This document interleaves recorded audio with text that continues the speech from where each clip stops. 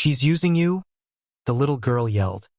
"Who allowed this wedding to proceed when the ring itself was already open?"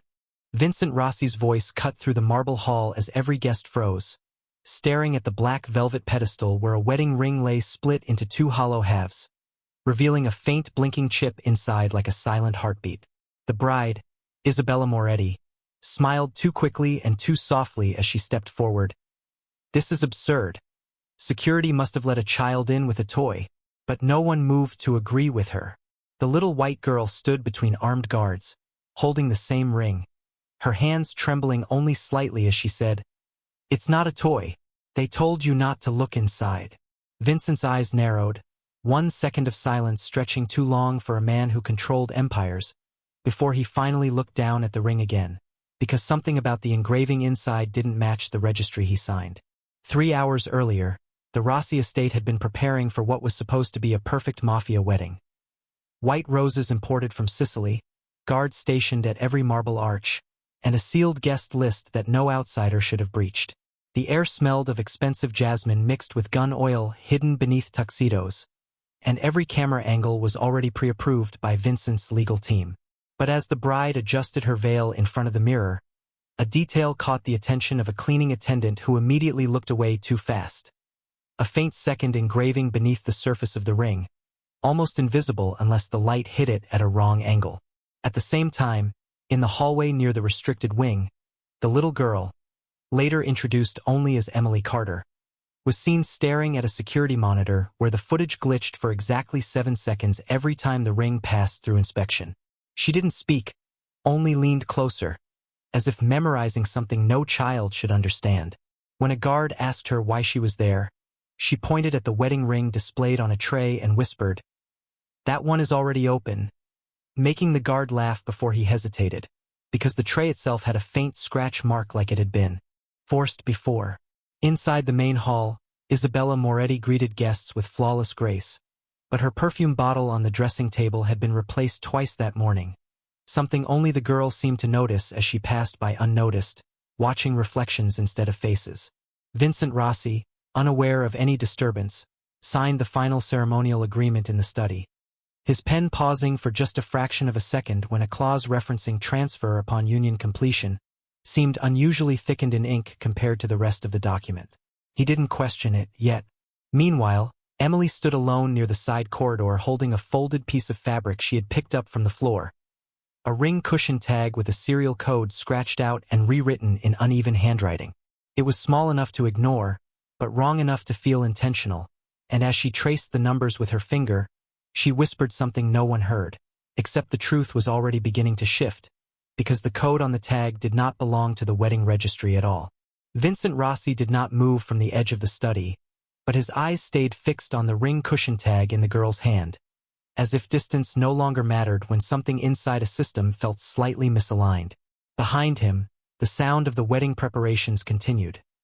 Glass being adjusted, chairs shifting, footsteps rehearsed like a ceremony already written. But none of it reached him fully anymore. Emily still stood in the corridor light, turning the fabric tag between her fingers, and now she noticed something new. The serial code she had seen earlier had been scratched again, recently, as if someone tried to erase a second version of the truth. "This was changed," she murmured, more to herself than anyone else, and one of the passing staff members paused just long enough to hear it before quickly walking away. Vincent finally stepped closer, not toward her but toward the tag, taking a photo without speaking, his thumb steady but slow, like a man collecting evidence instead of attending a wedding. The bride, Isabella, appeared briefly at the end of the corridor, smiling at a guest, but her gaze flicked toward the girl for less than a second too long before she corrected it into warmth again. Emily noticed that micro-delay. She always noticed delays. A security guard approached Vincent quietly and informed him that one of the secondary camera feeds had glitched for exactly 12 seconds near the bridal storage room, but the footage had already been auto-overwritten due to system settings. Vincent did not react outwardly, yet his jaw tightened slightly as if he had just heard a language he understood too well. Emily, meanwhile, slipped the tag into her pocket and followed the rhythm of the house instead of its rules, passing a silver tray where 2 coffee cups sat untouched. both labeled for Isabella Moretti. One of them already cold, as if someone had ordered twice but only intended to drink once. She stopped for a moment, staring at the cups, then whispered, "One of them was for someone who left early." A maid nearby hesitated, then replied too quickly, "Mistakes happen in weddings." But her hands were shaking just enough to betray her tone. Vincent heard none of it directly, yet he was now reviewing a silent notification on his phone. A timestamp discrepancy between the ring delivery record and the official approval log, separated by exactly 7 minutes that had no documented explanation. Emily reached the main hall again, where guests were beginning to settle, laughter trying to restart itself like a machine refusing to accept malfunction. But she no longer looked at people, only reflections, glass, polished surfaces where truth sometimes slipped through cracks. She touched the ring she had seen earlier in her memory, the one already split open, and realized something important. It had not been opened recently. It had been opened before it ever arrived here. As Vincent looked up from his phone, meeting the corridor's empty space where the girl had just been, a final detail surfaced on his screen. An internal shipping note marked, "Ring. PRE access condition confirmed." Signed not by the jeweler, but by someone already inside the Rossi estate. Vincent Rossi stood still as the internal shipping note on his phone refused to disappear from his mind. Even after he locked the screen, PRE access condition confirmed. The words did not belong in a wedding system. They belonged in a controlled entry system, like something had already been opened before permission was ever granted. Across the corridor, Emily had stopped moving too, her hands still inside her pocket gripping the ring cushion tag, as if it might change texture if she held it long enough. A passing server brushed by with a tray of champagne flutes, and she caught a glimpse of a small handwritten note taped under the tray's base. Delivered 10:17 a.m., verified by internal signature. That time made her pause, because she remembered exactly when she first saw the ring. 10:24 a.m. Vincent noticed her pause from across the hall. He did not call her over, but he followed her gaze until it landed on the server, and without raising his voice, he asked for the delivery log. The server hesitated too long before answering, then said, "It was standard drop-off, sir," while already stepping backward, as if distance could erase detail. Emily stepped forward slightly and pointed at the tray. "That says 10:17, she said softly. "But I saw the ring after that." The server blinked twice, then smiled too quickly. Weddings are busy. Times get mixed up. But his hand had already moved to his earpiece, pressing it once before dropping it again, a motion too practiced to be casual. Vincent's eyes narrowed, not at the boy, not at the answer, but at the instinct behind the correction. Somewhere in the hallway, Isabella's laughter echoed briefly as she greeted guests. But when she passed near the corridor mirror, she did not look at herself. She looked past it, like she was checking whether someone else was there. Emily shifted the ring tag in her pocket again and whispered, "The ring didn't arrive. It was already inside." Vincent's gaze tightened at that sentence, not because it was impossible, but because it matched the shipping anomaly he had just seen. A second verification layer signed from within the estate network itself, not outside. A security officer approached quickly, trying to appear calm, and said there had been a minor system sync issue between logistics and ceremonial. Prep logs then immediately added that it was already resolved. Vincent did not respond, only asked one question: who authorized internal signature override? The officer froze for half a second too long before answering. It was pre-approved for efficiency. But his eyes drifted toward the west wing doors before returning. Emily noticed that drift. She always noticed where people looked when they didn't want to answer. From her pocket, the tag slipped slightly, revealing another layer of stitching underneath the fabric edge. Too clean to be accidental, too precise to be decorative. She touched it gently and felt something hard embedded inside, not visible unless pressed from the right angle. Vincent finally looked at her directly, and for the first time, the room around him seemed quieter than it should have been. "What else did you see?" he asked. Emily hesitated, then spoke carefully. "A second label," she said. "Same ring, different time." Behind them, the server who had spoken earlier was no longer standing at the tray. He was gone, leaving only 2 champagne glasses untouched, one slightly tilted as if placed in a hurry, and under the rim of one glass, a thin piece of paper had been folded so tightly it was almost invisible, showing only the edge of a printed word, "Confirmation Internal Transfer." The folded paper under the champagne glass was gone by the time Vincent reached for it. Not taken gently, not misplaced. Removed with intent so precise it felt rehearsed. The server was also gone, replaced instantly by a different staff member who appeared at the edge of the hall like nothing had changed. A quiet shift in personnel, subtle enough for most guests to miss, but not for Vincent anymore. He stood near the corridor entrance, still holding his phone, eyes locked on the empty space where the glass had been. Emily had not moved either. She remained slightly behind him, small against the scale of marble columns and crystal chandeliers. The ring cushion tag still pressed between her fingers like a pulse she refused to release. A woman in a tailored black suit approached first, Isabella's legal coordinator. Her smile was practiced, calm, almost reassuring, as she positioned herself between Vincent and the corridor table. "Sir, there's a procedural concern with external interference," she said softly, careful not to raise her voice. "We recommend pausing all unverified observations until the ceremony is completed." Vincent did not answer immediately. His gaze stayed on the empty glass. "That paper was here," he said. The lawyer's expression did not change, but her posture adjusted slightly, tightening at the shoulders. There are many service movements during a wedding of this scale. Items get repositioned for presentation. Emily stepped forward before Vincent could respond. "It was folded," she said clearly. "Under the glass, not on top." The lawyer turned her attention to her now, her smile remaining intact but thinner. "Sweetheart," she said gently, lowering her tone as if speaking to reduce noise rather than dismiss truth. "This is a secured event. You may be confused. Large environments like this can feel overwhelming." The word confused landed in the air like a quiet dismissal dressed as kindness. Two security guards appeared behind her, not aggressive but positioned, just enough to define boundaries without needing force. Vincent noticed it instantly. The formation was not about protection, it was about redirection. Emily did not step back. Instead, she lifted the ring tag slightly. "The time changed," she said. "First it said 10:17. Then it said 10:24. Both were true at the same time." One of the guards glanced at the lawyer, then quickly away, as if acknowledging instructions already given.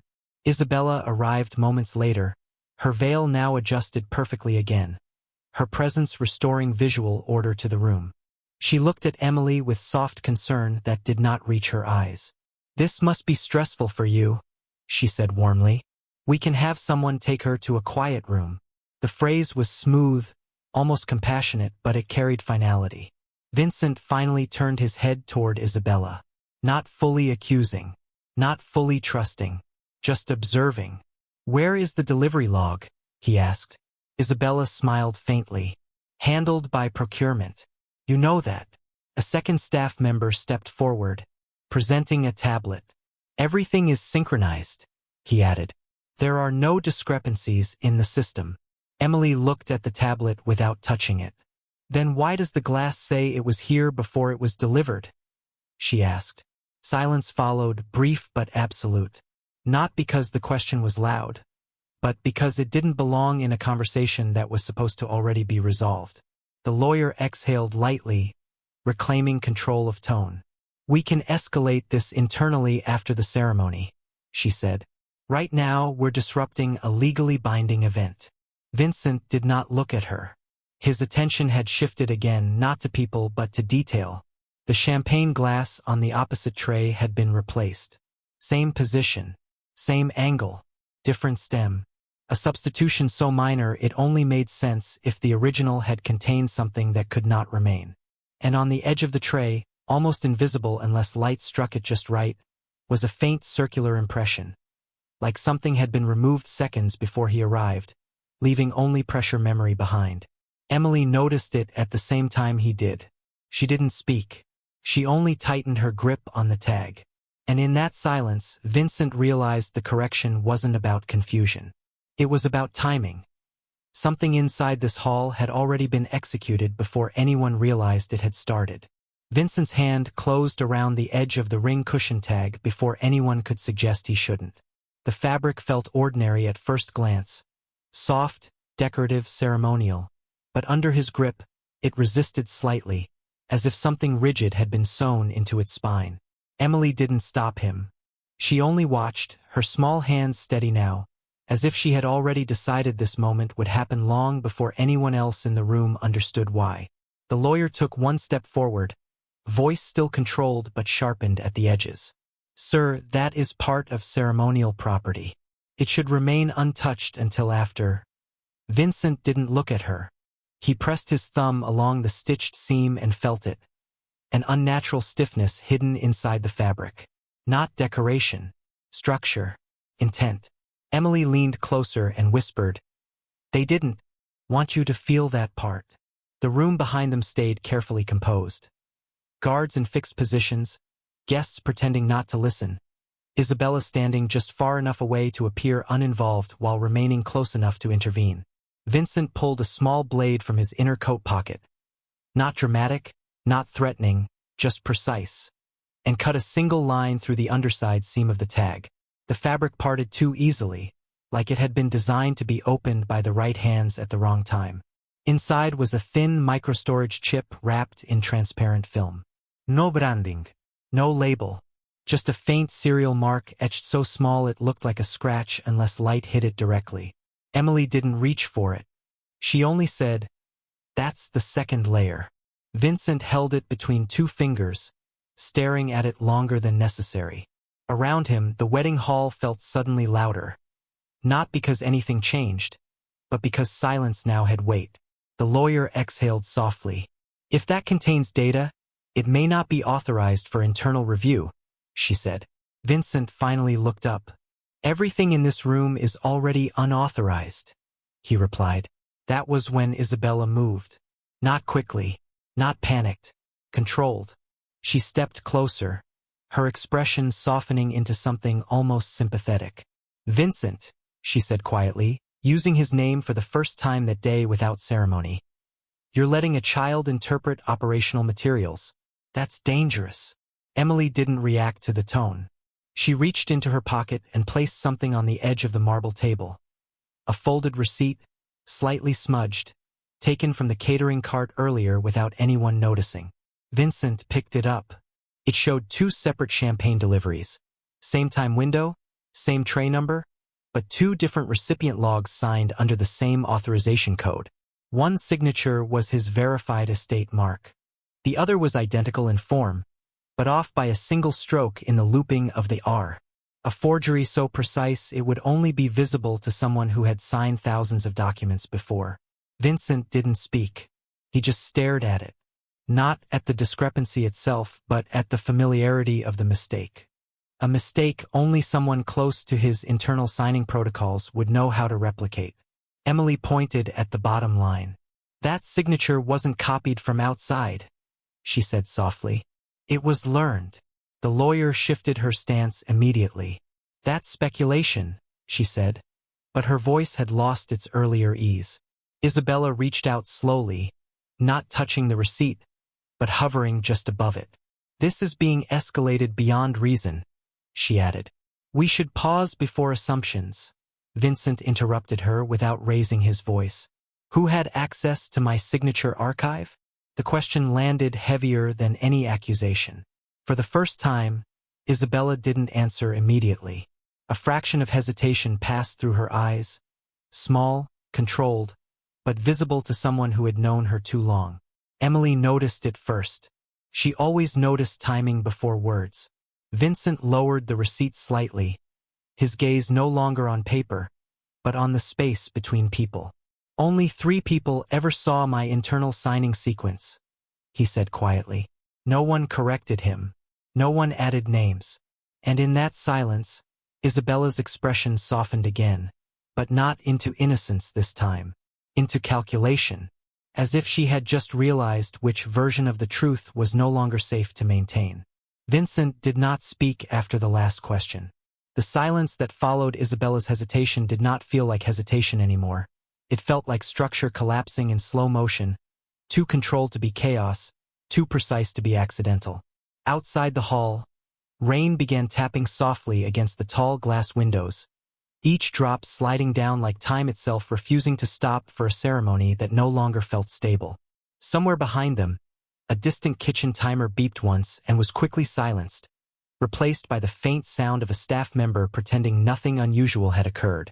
Emily stood near the marble edge of the table, her fingers no longer holding anything tightly now, only resting on the surface as if she had already given up the idea of ownership over what was happening. She only wanted it to be seen. "I don't need anything from this," she said quietly, almost to herself, her voice small but steady in a way that did not match her size. "I just don't want it to be hidden anymore." Vincent finally moved, not toward confrontation, not toward the bride. He stepped away from the altar line and walked toward the side corridor, where the estate's internal operations room was sealed behind biometric glass. No one stopped him, not because they agreed, but because no one had been told yet that they should. Inside the control room, the lights were dim and blue, screens reflecting quiet systems that never normally failed. He asked for one thing only: full access to the last 72 hours of internal entry logs for ceremonial assets. The technician hesitated, then complied without argument. The room filled with soft mechanical clicks as data rolled back across screens. Rain outside grew slightly heavier, pressing against the glass like an audience that could not enter. Emily stood in the doorway, not following but not leaving, watching the screens like she already knew what would appear. Vincent leaned closer as timestamps began aligning themselves into patterns that did not belong to coincidence.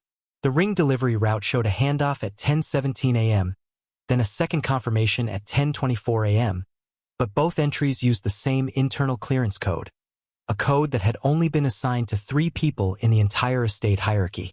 The technician swallowed once. "That's not possible," he said quietly, almost apologetically. Vincent did not respond. He pulled another file forward, personnel access history. The screen hesitated before revealing repeated entry permissions granted under temporary override authorization, signed by Isabella Moretti's office credentials. Not once, multiple times across multiple systems. Emily stepped closer now, pointing at a line that looked almost invisible unless compared side by side with earlier logs. "That's the same timing," she said. Every time something changed, she was already inside the system before it changed. A soft sound came from the hallway behind them, footsteps stopping too quickly, then turning away. No alarm followed. No interruption. Just retreat. Vincent looked at the screen longer than necessary, then opened a private contact list on his phone and selected a name he had not used in months: his personal compliance auditor. "Pull every signature replication attempt linked to my estate keys," he said calmly. No anger in his voice, only distance. The rain hit harder now, filling the silence between commands and responses. In the reflection of the glass, Isabella appeared briefly in the corridor outside the control room, speaking softly to a staff member, her expression composed again, almost peaceful. But Vincent did not look at her this time. He was watching the data, not the face. And as the audit results began to populate the screen in slow, deliberate lines, one detail remained longer than the rest. A pattern showing that every authorization anomaly traced back not to an outsider, but to someone who had been present during every single system change without exception. The compliance room lights dimmed further as Vincent closed the final audit file on the screen, leaving only one line highlighted in pale blue. No accusation, no conclusion, just repetition. Every authorization anomaly traced to presence during execution events. He did not speak for a long time after that. Instead, he turned off the secondary monitor and looked at Emily as if measuring something that had finally become visible in full shape rather than fragments. Outside, the rain had slowed into a steady, patient rhythm against the glass, like the building itself was waiting for permission to continue functioning. "We don't prove it yet," Vincent said quietly. Not to the room, to her. Emily nodded once. She understood more from tone than instruction. In the corridor outside, Isabella's voice echoed faintly as she spoke with staff, calm and controlled, thanking people, directing movement, keeping ceremony alive as if nothing beneath it had shifted. That was when Vincent made the first move that was not observation.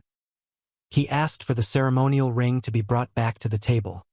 Unsealed, untouched, exactly as it had been before the chain of corrections began. The request was simple, but it changed the air immediately. A staff member hesitated. Another looked toward the hallway where Isabella stood. Then, slowly, the ring was returned to the black velvet cushion under controlled supervision, as if it were now evidence rather than jewelry. Vincent positioned it under the central chandelier lighting and stepped back half a pace. "Repeat the authorization sequence," he said, voice even. The legal coordinator blinked. "Sir, that sequence is not meant for public reenactment." "Repeat it," he said again, softer this time, which made it heavier. Silence tightened across the room. Emily stepped forward slightly, her eyes fixed not on the ring, but on Isabella's hands. "She always turns it twice," Emily said quietly, almost like she was remembering something simple from far away. "Not once, twice, like she's unlocking something." Isabella smiled gently as she approached, veil trailing like practiced elegance returning to center stage. "There is no sequence," she said lightly. "There is only ceremony." Vincent gestured once toward the ring. "Then touch it," he said. The request was not dramatic. It was precise, controlled, the kind of request that only exists when someone already knows the answer but is waiting for it to speak in public. Isabella paused for half a second too long before placing her fingers on the ring. The room did not breathe. Emily's gaze dropped to Isabella's hand, then to her wrist. "That perfume," Emily said suddenly, barely audible. "It's not the same as before." Isabella's fingers tightened slightly, almost imperceptible. Then she attempted the motion. One turn, then another. The ring clicked, but the sound was wrong. Too sharp, too exposed. Vincent stepped closer, not rushing, just observing. "Try again," he said. The legal coordinator shifted uncomfortably. A staff member's phone vibrated on a nearby table, lighting up briefly with an incoming internal alert, but no one reached for it. The sound of the vibration seemed louder than the room itself. Isabella inhaled slowly, resetting her expression. She tried again. This time, the ring did not respond. Not smoothly, not cleanly. A hesitation occurred inside the mechanism, like something misaligned under pressure. Emily whispered, "It only works when the system accepts you." That sentence landed differently, not as theory but as observation. Vincent did not look at Isabella anymore. He was watching the ring, the delay, the hesitation in mechanics that should not hesitate. Isabella finally withdrew her hand, smile still intact, but now stretched thin at the edges. "Technical malfunction," she said softly. "It happens with custom pieces." No one contradicted her. Not immediately, but Vincent had already taken one step back, and in that single step, the distance between belief and doubt collapsed completely. The legal coordinator reached for her tablet, but stopped mid-motion when Vincent raised his hand slightly. Not a command, a pause, a decision forming. Emily did not move, but her voice came quietly through the silence. "She didn't open it," she said. "It opened for her before she touched it." Isabella turned her head slowly toward the girl, still composed, still smiling. But for the first time, her eyes no longer stayed in place. They flickered, just once, toward the corridor behind Vincent, where two security members had stopped walking entirely, as if waiting for a signal that no longer came from her. The silence in the hall had changed shape. It was no longer uncertainty, but containment.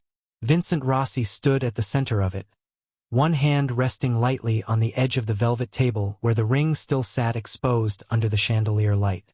Emily did not move from his side. She only watched Isabella, who was now perfectly still, her smile no longer performing warmth but holding position like a mask under pressure. "It's a malfunction," Isabella said again, softer this time, as if repetition could rebuild control. No one answered her. Vincent's eyes shifted to the legal coordinator. "Run the full system origin trace," he said calmly. "Not the logs. The source key. The coordinator hesitated, then complied. The screens in the compliance room shifted, pulling data not from recent activity, but from archived authorization routes buried deeper than standard access layers. Emily stepped forward slightly, as if she already knew what would appear before it did. "It's not in the last 72 hours, she whispered. "It started before that." The screen flickered once, then stabilized on a sealed transaction map, internal estate authorization chains tied not to external vendors, but to pre-approved family governance signatures. Vincent leaned closer as the system expanded the trace. A name appeared at the origin point of the override chain. Not Isabella's full name alone, but Isabella Moretti, secondary authorization tier under Rossi Estate Succession Advisory Protocol. The room did not react immediately, because the system itself was slow to acknowledge what it was revealing. Emily reached into her pocket and placed the folded ring cushion tag onto the table again, unfolding it carefully. Beneath the stitching, the embedded microlayer was now fully visible under the light. A tiny etched signature mark identical to the one on the system trace. "It matches," she said. "No emotion. Just confirmation." Isabella finally moved, not toward the exit, not toward defense, but toward the table. "That is not valid interpretation," she said, but her voice had lost its certainty. Vincent did not look at her. He was looking at the timeline now fully reconstructed across the screen. Authorization entries, ring modification access, internal clearance replication, all occurring during moments Isabella was physically recorded inside the estate, never outside it. The legal coordinator spoke quietly, almost unwillingly. "Sir, the system is showing concurrent access overlap." That was the phrase that changed the air. Concurrent. Overlap. Vincent closed his eyes for half a second, not in shock, but in recognition of something delayed too long. Then he reopened them. "Show me the original ring fabrication authorization," he said. The screen shifted again. A manufacturing record appeared. The ring had not been delivered as a finished piece. It had been assembled in 2 stages. Outer shell authorized by Vincent's office, inner mechanism activated under a secondary signature layer that required estate-level trust clearance. Emily pointed at the second signature line. "That's her," she said quietly. "Not accusation. Observation." Isabella exhaled slowly, and for the first time, her composure fractured just enough for the room to notice it. Had been engineered, not natural. "Vincent," she said carefully now, "you are letting a system interpret intent." Vincent finally turned toward her. Not angry, not loud, just fully aware. "No," he said. "I am watching what the system remembers when people lie." A long pause followed. In that pause, the screen displayed one final correlation. Every internal override tied to one consistent presence marker, Isabella Moretti, recorded at the exact point of each security gap, each signature anomaly, each silent correction in the estate's operational memory. Emily looked up at Vincent. "She was already inside the system before the ring was ever opened," she said. And for the first time, Vincent did not ask another question. He simply placed his hand on the edge of the table very slowly and said to the legal coordinator without looking away from Isabella, "Freeze every access she ever had and call my attorney." The call to Vincent's attorney had already gone out, but the silence that followed felt heavier than any argument that could have filled it. The screens in the compliance room dimmed one by one as access points were frozen across the estate network, each lock closing like a door sealing a truth that could no longer be undone. Isabella stood near the edge of the table where the ring still rested under the chandelier light, but now she did not step forward again. Her presence had shifted, less performance, more calculation, as if she was measuring how much of the room still belonged to her. Emily stayed beside Vincent, her hands no longer shaking, only resting against the fabric tag like it had finally finished its purpose.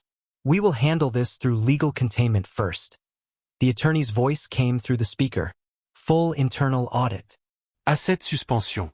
Controlled disclosure to the board." Vincent did not respond immediately.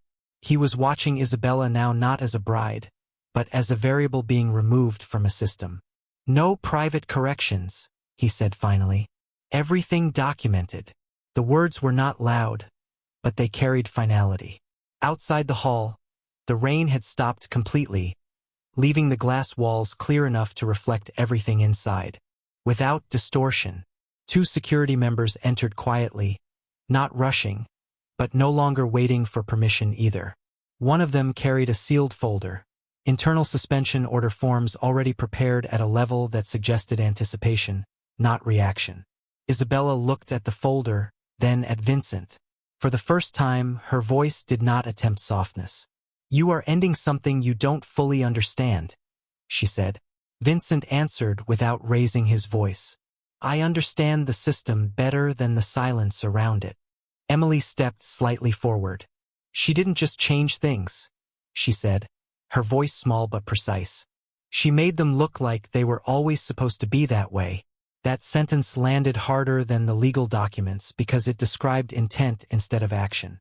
The attorney confirmed quietly through the line. "Preliminary findings indicate coordinated access manipulation across ceremonial authorization layers. Recommendation is immediate suspension of all affiliated privileges pending federal review." Isabella's expression held for one more second before it finally softened into something closer to resignation than denial. The security members approached her, not aggressively, but decisively. One of them spoke softly, almost respectfully. "Ms. Moretti, you will need to step away from estate operations pending review." She did not resist. She only looked once more at Vincent, as if expecting a final interpretation that would not arrive. Vincent did not move toward her. He simply gave a slight nod, an acknowledgement of procedure, not emotion. When she was escorted out, the sound of her heels against marble faded into the distance until only the quiet of the hall remained. Emily exhaled slowly, as if she had been holding her breath for longer than the moment itself. Vincent looked down at her. "You were right about the timing," he said. "Not praise, confirmation." Then, after a pause, softer, "What do you need?" Emily hesitated. For the first time, the question did not feel like interrogation or reward. Felt like space. "I want the truth to stay written," she said, "so nobody can change it again." Vincent turned slightly toward the attorney. "Make it permanent record," he said. "Not internal. Public legal archive." A long silence followed as systems updated, logs locked, and access histories transitioned from editable to permanent. When it was done, the atmosphere changed. Not lighter, but clearer, like a room after hidden wiring had finally been exposed and secured. Later, in a smaller room away from the hall, a simple table was set without ceremony. Emily sat down slowly as a staff member placed a warm meal in front of her. A glass of milk followed, placed carefully as if it mattered more than its simplicity suggested. Vincent removed his coat and placed it over the back of her chair without asking, then sat across from her without speaking for a moment. On the table beside her plate, the folded ring cushion tag had been returned, cleaned, stabilized, marked now with a verification seal that confirmed its evidence status. Emily looked at it briefly, then pushed it slightly closer to him instead of keeping it. "You can keep it," she said quietly. Vincent did not correct her. He only nodded once. The room stayed warm, quiet, and still. Outside the window, the estate lights reflected softly across wet stone paths, no longer hiding anything in shadows. For the first time since the ceremony began, nothing in the building felt like it was pretending to be something else. And as Emily took a small bite of food, she said nothing else, because for once, she didn't need to be the one holding the truth alone.